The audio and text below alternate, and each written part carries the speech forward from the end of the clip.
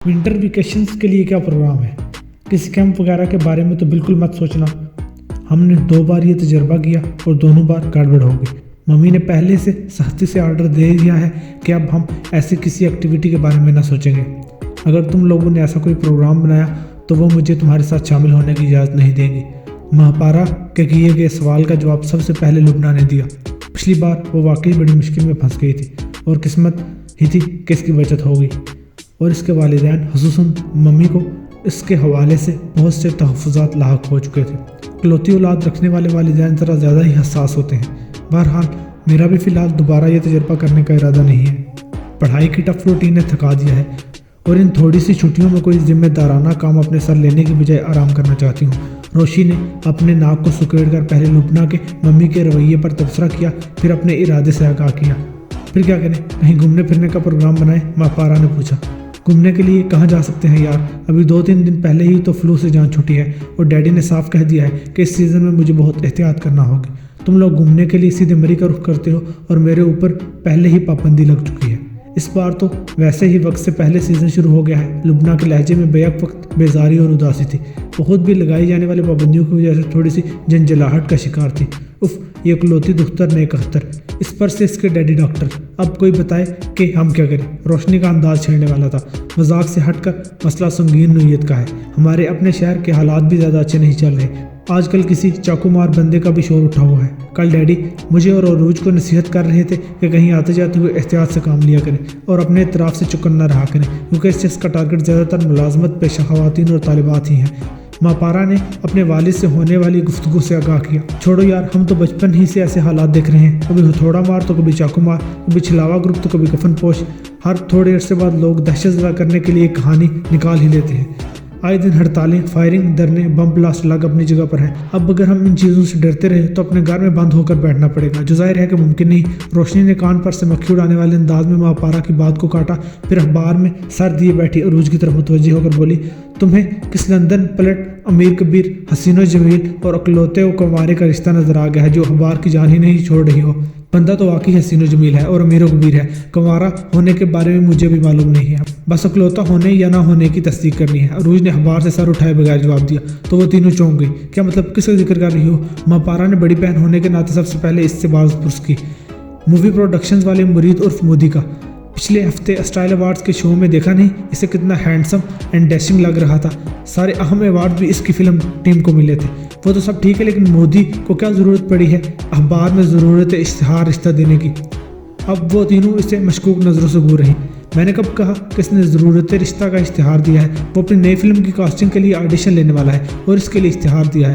عروج نے اطمینان سے جواب دیا تو ان تینوں نے بھی سکون کا سانس لیا، لیکن پھر عروج کے اگلے جملے نے ان کا اطمینان رخصت کر دیا۔ میں مودی کی فلم کے لیے آڈیشن دینے کا سوچ رہی ہوں۔ کیا کہا؟ فلم کے لیے آڈیشن؟ تمہارا دماغ تو نہیں چل گیا؟ اس بار سب سے پہلے رد عمل دینے والی مہاپارا تھی۔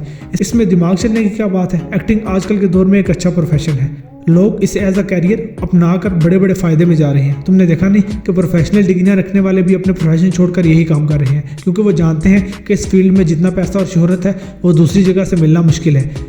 عروج نے اپنے ارادے کے حق میں مزے سے دلیل دی۔ تمہارے خیال میں ڈیڈ تمہیں اس کام کی اجازت دے دیں گے؟ مہاپارا کو اس کے خیالات جان کر صدمہ ہوا۔ باقی دو بھی کچھ سکتے کی کیفیت میں تھی۔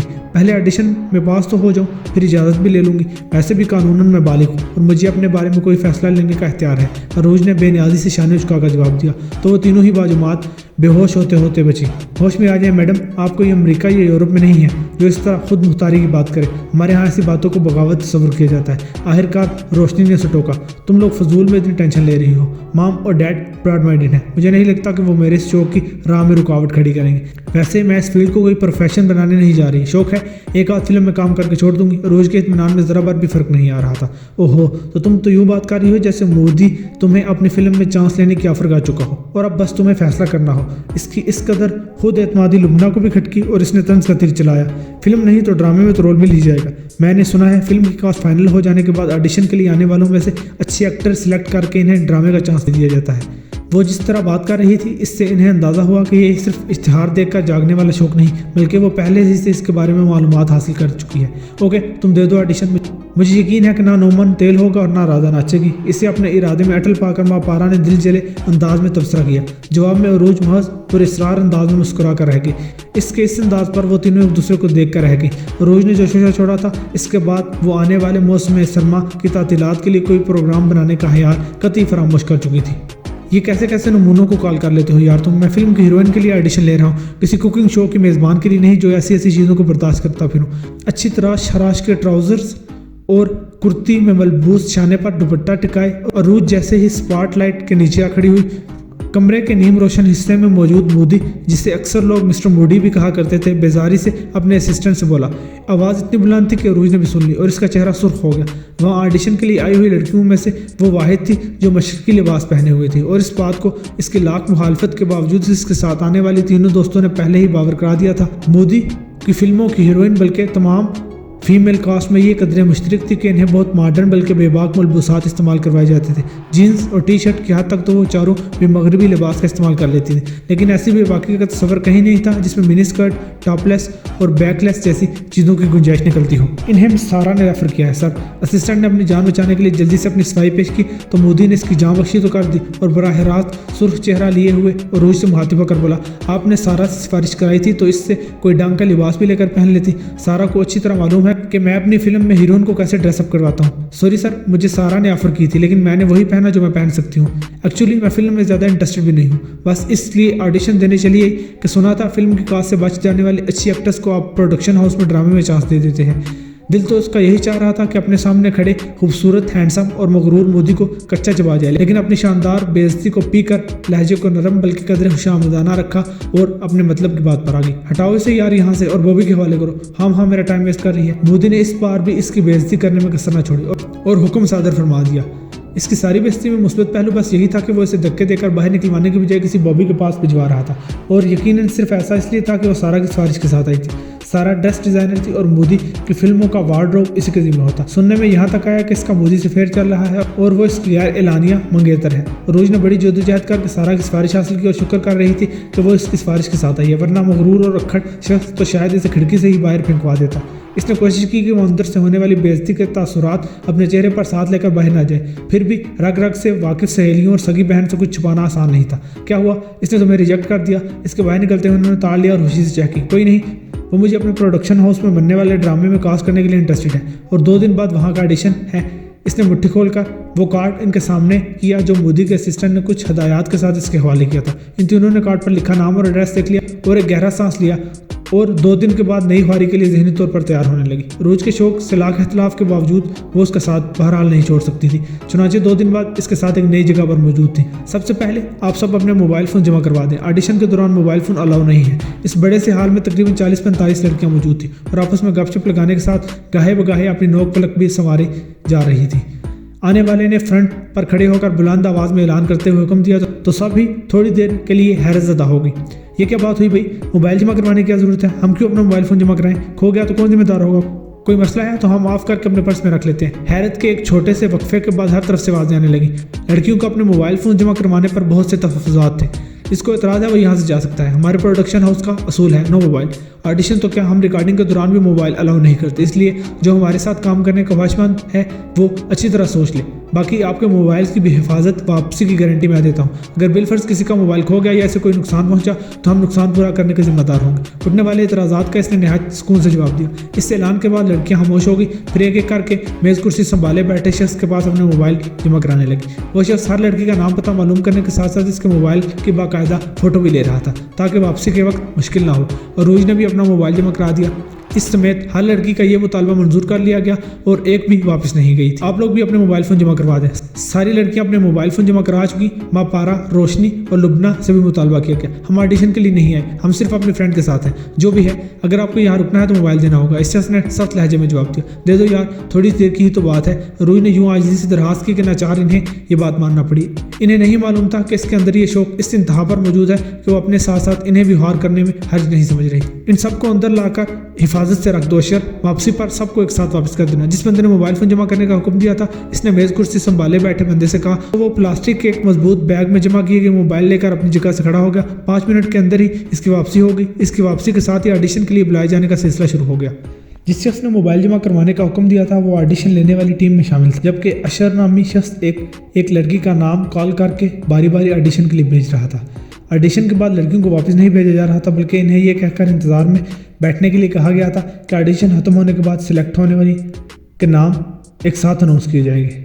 हॉल एयर कंडीशन था, नशिस्तें कुशादा और आरामदेह थी और उम्मीदवारों के लिए फराग दिली से मशरूबात और स्नैक्स का इंतजाम किया गया था, इसलिए किसी को इंतजार कुफत में मुब्तला नहीं कर रहा था। वो एक दीवार पर लगी प्लाज्मा स्क्रीन में चलने वाला ड्रामा बिगाहे बगाहे देख लेती थी। ड्रामा मोदी प्रोडक्शंस ने ही बनाया था और रिकॉर्ड के मुताबिक इस सीज़न का सबसे सुपरहिट ड्रामा था। घंटों पर मुहित इस इंतज़ार को पर्ल ग्रुप की 3 अरकान ने महज अपनी चौथी साथी के लिए बर्दाश्त किया था और जब इख्तिताम में ऑडिशन में कामयाब हो जाने वाली 4 लड़कियों के नामों का ऐलान किया गया तो ये जानकर बेहद खुशी महसूस की कि अरूज का नाम इस फहरिस्त में नहीं था। अपना नाम शामिल न होने पर अरूज के चेहरे के तासुरात में ज़्यादा फर्क नहीं आया और वो यूं बैठी रही कि जैसे कह रही हो पिक्चर अभी बाकी है दोस्त। कामयाब उम्मीदवारों के नामों के ऐलान के साथ ही मोबाइल फ़ोन्स की वापसी का सिलसिला शुरू हो गया। लड़कियां एक एक करके वहां से रुखसत होती रहीं, लेकिन आखिर में अरूज समेत 5 लड़कियां वहां रुकी रहीं। इन 5 में से 3 वो थी जिनका इंतखाब हो चुका था, लेकिन रुकने की वजह इंतखाब नहीं मोबाइल का गयाब था। अरूज समेत इन 5 लड़कियों के मोबाइल फ़ोन गायब थे और अशर नामी बंदे के चेहरे पर हवाइयाँ उड़ रही थी। ऐसा कैसे हो सकता है अशर, तुम इतनी बेपरवाही का मुजाहरा कैसे कर सकते हो? खबर अंदर पहुंची तो वो बंदा जिसने मोबाइल फ़ोन जमा करवाने का हुक्म दिया था परेशान सा बाहर आया और मोबाइल जमा करने वाले पर बरसने लगा। मैंने मोबाइल्स का बैग नहायत हिफाजत से लाकर में रखा हुआ था और चाबी मुसलसल मेरे पास रही थी, इसलिए मैं कुछ नहीं समझ सकता कि ये सब कैसे हुआ। क्या इस लाकर की कोई डुप्लीकेट चाबी भी है? अशर के चेहरे पर हवाइयाँ उड़ रही थी, लेकिन अपने बचाव के लिए वो खुद को ये सवाल करने से रोक नहीं सकता था। बकवास बंद करो, चाबी सिर्फ तुम्हारे पास ही थी और तुम अपनी गैर जिम्मेदारी के लिए किसी और शख्स को मुर्दे इल्ज़ाम नहीं ठहरा सकते। वो शख्स आग बगोला हो गया। मैंने कोई गैर जिम्मेदारी नहीं दिखाई, मैं सारा वक्त यहाँ सबके सामने मौजूद रहा हूँ, इसलिए मुझ पर कोई चोरी का इल्ज़ाम भी नहीं लगा सकता। आपको मुझ पर चीखने चिल्लाने के बजाय इस शख्स का खोज लगाना चाहिए जिसका ये कारनामा है। अब बशर के अंदाज में परेशानी से ज़्यादा गुस्सा था। खुद को बराह रास्त मुर्दे इल्ज़ाम ठहराए जाने पर वो तैश में आ गया। मुझे ऐसा कुछ भी करने की ज़रूरत नहीं है, मोबाइल की हिफाजत तुम्हारी जिम्मेदारी थी, इसलिए तुम इनका नुकसान भरने के जिम्मेदार हो। इस शख्स ने फैसला सुनाया तो पहले तो हैरत की ज़्यादती से अशर का मुंह खुला रह गया, फिर इसने लड़कियों की मौजूदगी की परवाह किए बगैर जो मुग़ल्लज़ात बकना शुरू की वो यकीनी तौर पर अगले बंदे के लिए नाकाबिले बर्दाश्त थी। ज़रा सी देर में वो एक दूसरे से गुत्थम गुत्था हो चुके थे। बाकियों के साथ पर ग्रुप भी महवे तमाशा था। स्टॉप स्टॉप स्टॉप इट, ये क्या तमाशा हो रहा है? इधर से दौड़कर आने वाले इन दोनों के दरमियान बीच बिछाव करवा पाते, इससे कबल ही अंदरूनी दरवाज़ा झटके से खुला और एक शख्स बाहर निकलकर दौड़ा। इस शख्स ने जीन्स पर औरत की बेहुदा सी तस्वीर वाली टी शर्ट पहन रखी थी और गले में पहनी 4 अदद सुनहरी जंजीरों के अलावा कान में चमकदार नगीने वाला टॉप भी मौजूद था। सर के आधे बाल इस तरह डाई किए गए थे कि वो आधे ब्राउन और आधे सुनहरी थे। अपने हुलिये से वो सचमुच शोबिस का कोई नमूना दिखाई दे रहा था। ये बॉबी है। अरूज ने सरगोशी में सहेलियों को मालूमात फराहम की। सर, इस शख्स ने ऑडिशन के लिए आने वाली लड़कियों के मोबाइल गायब कर दी। ये गलत बयानी से काम ले रहा है, ये मेरा नहीं किसी और का काम है। अशर ने अपना गिरबान दुरुस्त करते हुए इल्ज़ाम की तरदीद की। जो भी मसला है इससे तरीके से निपटो। सज्जाद, मुझे अपने ऑफिस में चीख पुकार पसंद नहीं। सारे स्टाफ से मालूमात करो और अगर कोई नतीजा ना निकले तो जिनके मोबाइल गायब हुए हैं इनका नुकसान पूरा करो। मैं अपने ऑफिस की बदनामी बर्दाश्त नहीं कर सकता। अगर बात मोदी साहब तक पहुंच गई तो सबका बुरा असर होगा। बॉबी ने सख्ती से हुक्म दिया और अपने ऑफिस में वापस लौट गया। इसके बाद वहाँ का माहौल ज़रा धीमा हो गया, लेकिन अटक पटक और तफ्तीश चलती रही। सारा स्टाफ लाइन हाजिर किया गया, तलाशियां ली गई और बिल्लाहिर नतीजा ये निकला कि गायबशुदा मोबाइल कहीं से बरामद नहीं हुए। इस नाकामी के बाद बॉबी की पेश करदा आखिरी तजवीज़ पर अमल करने सिवा और कोई चारा नहीं था। सज्जाद खड़ा हुआ और शर्मिंदा से अंदाज में बोला, वी आर सॉरी लेडीज़, इस किस्म का वाक़या हमारे यहाँ इससे पहले कभी नहीं हुआ। हम आपको पहुँचने वाली तकलीफ के लिए आपके सामने शर्मिंदा हैं और तहे दिल से माजरत चाहते हैं। हम जानते हैं कि मोबाइल की हैसियत पर्सनल डायरी से भी कुछ पढ़कर है और मोबाइल का इस तरह गायब हो जाना जहनी और जज्बाती धचके का बायस है। हम बेहद माजरत हैं। हम इस जहनी और जज्बाती सदमे की तलाफ़ी नहीं कर सकते, लेकिन आपको माली नुकसान बहरहाल नहीं होगा। आप सबको आपके गुमशुदा मोबाइल की पूरी कीमत अदा कर दी जाएगी। जब आप हिफाजत नहीं कर सकते तो आपको इस तरह से सबके मोबाइल लेना ही नहीं चाहिए थे। अरूज ने कस्तन खामोशी इख्तियार कर रखी थी। जिन 3 लड़कियों की सिलेक्शन हुई थी वो भी मसलहतन खामोश थी, लेकिन 5वीं लड़की को इस मौके पर तनकीद से बाज रहने की कोई ज़रूरत नहीं थी। یہ ہمارے ہاں کا اصول ہے. مسٹر موڈی سیٹ پر ہوں تو وہ خود بھی موبائل فون کا استعمال نہیں کرتے. آج جو کچھ ہوا ہے وہ محض اتفاق ہے جس پر میں پہلے ہی آپ سے ادارے کی جانب سے معذرت کر چکا ہوں. سجاد نے مؤدبانہ لہجے میں اس کے اعتراض کا جواب دیا. پھر اس کے اشارے پر اشر باری باری ہر لڑکی کو بلا کر اس کے موبائل کی قیمت ادا کرنے لگا. اس کے پاس تمام موبائل کا ریکارڈ موجود تھا, اس لیے اس بات کا سوال پیدا نہیں ہوتا تھا کہ کوئی لڑکی دھوکے سے زیادہ رقم وصول کر لے. ویسے وہ لوگ فراح دلی کا مظاہرہ کر رہے تھے اور نیٹ پر سرچ کر کے ہر موبائل کی اصل قیمت ادا کر رہے تھے. انہوں نے اس بات کو ایشو نہیں بنایا تھا کہ کون سا موبائل کتنا استعمال شدہ ہے. روز کی باری آئی اور اشر نے اس کے موبائل کی قیمت سرچ کی تو اس کے ماتھوں پر پسینہ آ گیا. اس نے ابھی 4 موبائلوں کی قیمت ادا کی تھی اور روز کا موبائل ان کی مجموعی قیمت سے بھی 3 گنا مہنگا تھا. اس نے اس کارروائی کو ملاحظہ کرتے سجاد کی طرف جھک کر سرگوشی کی اور اس کے بارے میں آگاہ کر دیا. سجاد بھی تھوڑا سا پریشان نظر آنے لگا. پھر روز کی طرف بغور دیکھتے ہوئے بولا, جب آپ فائنینشلی اتنی اسٹرانگ ہیں تو آپ کو کام کرنے کے لیے یہاں خوار ہونے کی کیا ضرورت تھی؟ ہمارے ہاں تو زیادہ تر مڈل کلاس کی لڑکیاں ہی کام مانگنے آتی ہیں. بات پیسے سے زیادہ شوق کی ہے. مجھے ایکٹنگ کا شوق ہے, اس لیے میں نے مس سارا سے سفارش بھی کروائی تھی کہ مجھے کوئی رول دے دیا جائے. موبائل گنوا کر بھی عروج کے لہجے سے خوشی ہلاکی ٹپک رہی تھی جو ان تینوں کے لیے حیرت کی بات تھی. مس سارا نے آپ کے لیے کال کی تھی؟ اوہ ویری سوری, مجھ سے نام سننے میں شاید کوئی مغالطہ ہو گیا ہوگا. جب بھی آپ کی جگہ دوسری لڑکی کو سلیکٹ کر لیا تھا. وہ شرمندہ نظر آنے لگا, لیکن ان تینوں نے محسوس کیا کہ اس کا انداز مصنوعی ہے. روز کی آنکھوں پر البتہ آج پٹی بندھی ہوئی تھی. عقل بھی شاید کہیں گھاس چرنے گئی ہوئی تھی جو اتنے مہنگے موبائل کی قیمت وصول کرنے کے بجائے ادھر ادھر باتوں میں مگن تھی. جو ہوا اسے بھول جائیں اور اب اپنی غلطی کی تلافی کر دیں. میں وعدہ کرتی ہوں کہ موبائل کی قیمت اپنے شوق کا مول سمجھ کر فراموش کر دوں گی. روز کے جواب نے تو انہیں چکرا کر ہی رکھ دیا. رول تو سمجھے آپ کے لیے ہی تیار ہے. ہم اس سارا کو نہ تھوڑی کر سکتے ہیں. آپ کل آ جائے گا. میں رائٹر سے کہہ دوں گا کہ جہاں سیریل میں ہیروئن کی 3 بہنیں دکھائی دی ہیں وہاں ایک اور کا اضافہ کر دے. سجاد کے لیے اس کا مطالبہ خوشکن تھا. وہ سمجھ سکتا تھا جو لڑکی اپنے مہنگے موبائل کی قیمت طلب نہیں کر رہی وہ ڈرامے میں کام کرنے کے پیسے کہاں طلب کرے گی. اس لیے اگر اسے اس کے لیے کوئی چھوٹا موٹا اضافی رول تحلیق کروانا پڑ رہا تھا تو یہ سودا مہنگا نہیں تھا. Thank you mister Sajjad. میں مس سارا سے آپ کے اچھے سلوک کا ذکر ضرور کروں گی. روز اپنی اس کامیابی پر بہت خوش نظر آ رہی تھی.